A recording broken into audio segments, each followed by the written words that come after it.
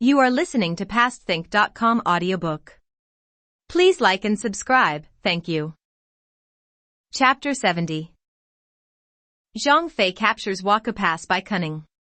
Old Guanzhong captures the mountain by stealth.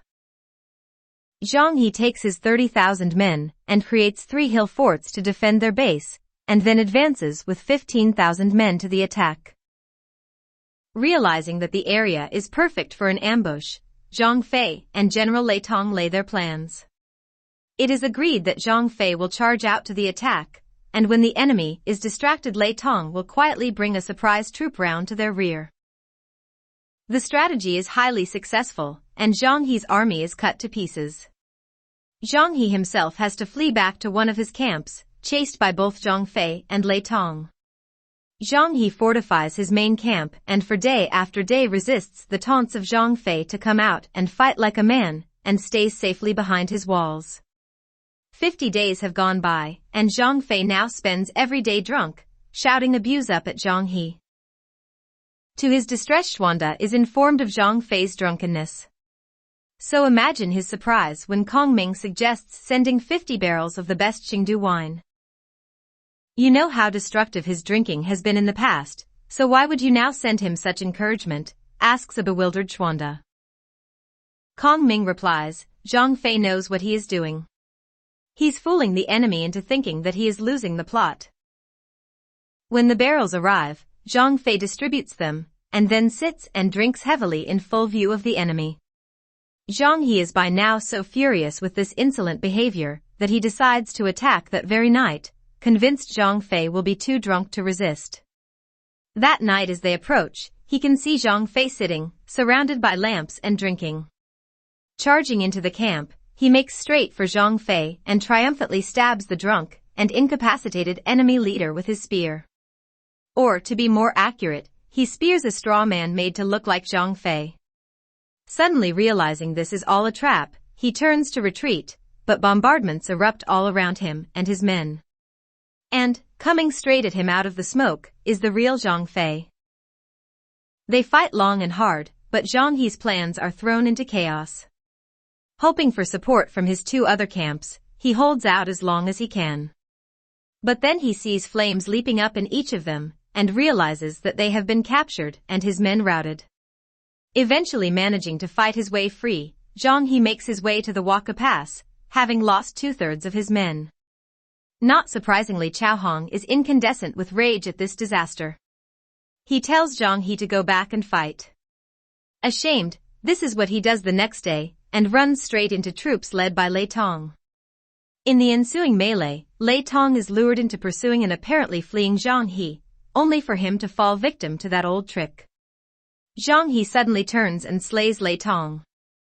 When news of this reaches Zhang Fei, he rushes to the pass and challenges Zhang He. Zhang He tries to pull the same trick on Zhang Fei, but he doesn't fall for it.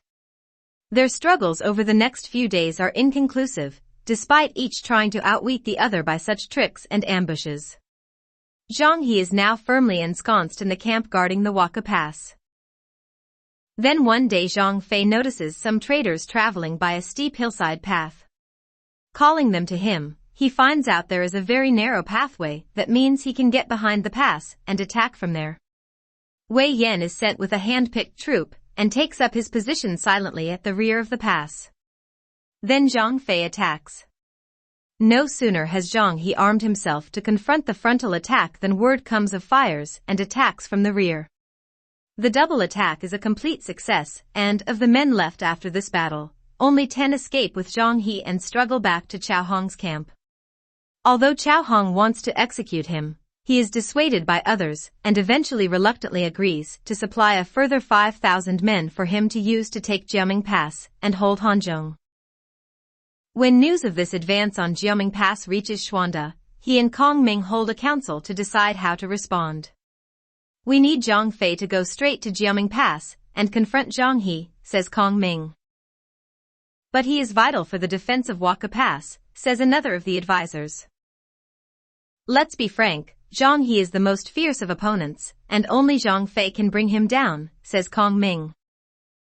But just as it seems this has been agreed, up pipes Guanzhong. Send me, and I will bring you Zhang He's head, he says.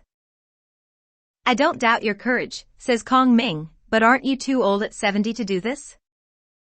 Outraged by this, Guanzhong grabs a sword hanging on the wall and swiftly shows his skill as a swordsman.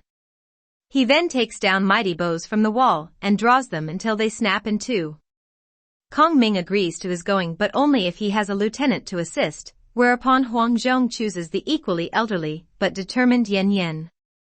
If I fail, then you can strike this white-haired old head from my shoulders, cries Guanzhong.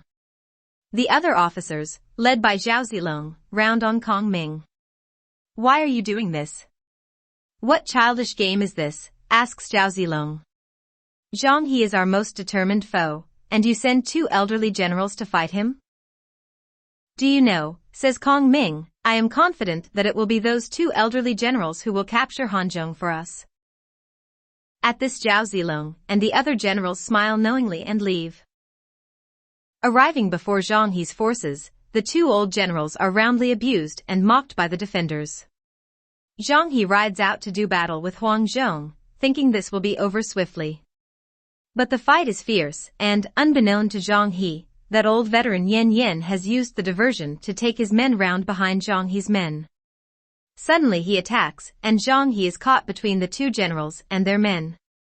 Zhang He is roundly defeated and forced to retreat many miles, and regroup his shattered forces.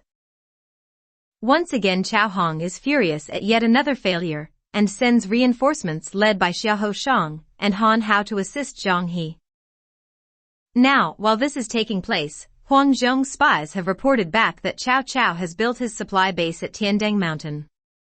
They conclude that if they can cut that off, then Hanzhong will fall. So Yan Yan sets off to put into place his part of their new plan. Guanzhong then sets in place the other part of the plot. Challenging Xiahou Shang and Han Hao to battle, he then turns and flees, pursued by the enemy. He abandons one of his camps to them. The next day he again flees and again abandons another camp. Zhang He begins to be suspicious, but is firmly put in his place by Xiahou Shang, who calls him a coward for having lost so many battles. Watch, he says, as we show you how it is done and earn ourselves fame. The next day Guanzhong once again retreats until at last he can go no further, as he is up against the pass. Kong Ming hears of this and reassures a troubled Xuanda that this is all part of a plan to lull the enemy into false expectations. And sure enough, in the middle of the next night, Guanzhong attacks with 5,000 of his men. Catching the enemy completely by surprise, he sweeps them before him, and by the time the sun rises he has regained all three camps and all the goods and chattels that the enemy have stored there. By pressing hard upon the enemy, Guanzhong pushes the northern troops right to the banks of the Han River. Zhang He realizes that the supply base at Tiandang is now under real threat, and that if it falls then Hanzhong will fall. He and Xiahou Shang therefore take their men to Tiandang and join up with Xiahou De, who is already based there. Initially Xiahou De suggests they sally forth together and attack Guanzhong. No, replies Zhang He, we need to defend, not attack at this time. No sooner has this been said than the war drums of Guanzhong resound around the hills, and the enemy is at the gates. What an old fool, says Xiahou De, fancying going straight into an attack when his men must be worn out from their march. Don't underestimate the old man, replies Zhang He. Our strategy must be to defend, not attack. Just let me attack with 3,000 men, says Han Hao, and I will triumph. Against Zhang He's advice, Xiahou De details 3,000 men, and Han Hao rides out to confront Guanzhong. Although exhausted, Guanzhong tells his men to be ready to attack. When challenged by Lu Feng as to the wisdom of this with such weary troops, he replies, Heaven has presented us with an opportunity for victory. Not to take it would therefore offend heaven. So into the attack they go, led by Guanzhong. Han Hao falls almost immediately to Guanzhong. Yan Yan takes out one of the North's main commanders, Xiahou De, brother of Xiahou Shang. The disasters force Zhang He and Xiahou Shang to abandon Tiandang camp and try to escape to another supply base on nearby Dingjun Mountain. Meanwhile Guanzhong and Yan Yan seize the supply depot at Tiandang and the news of the triumph is sent back to a delighted Xuanda in Chengdu. It is agreed that Xuanda himself should advance on Hanzhong. Now Zhao Zilong and Zhang Fei come with him in support. So it is that in the autumn of AD 218 Xuanda's army arrives at Jiaming Pass. Here the old generals come to discuss the next steps. "Thank you, Guanzhong," says Xuanda. "Even though some mocked you, Kong Ming had confidence in you, and you've done marvels. All our foes have left is Dingjun Mountain. If we take that, then our way to Yangping is clear. Are you up for a further challenge?" Even though Huangzhong is keen, Kong Ming urges caution. Xiahou Yuan, who holds Dingjun, is no fool. Remember, he defended Shiliang, defeated Ma Chao, and has taken Hanzhong. I think we need to call for Guan Yu to come and take control. Huangzhong is predictably furious. "I will take my 3,000 best men, and will bring you Xiahou Yuan's head." Despite Kong Ming's continued opposition, in the end Huangzhong wins, but agrees that Kong Ming can choose the assistant to go with him. So who does Kong Ming choose? Let's find out.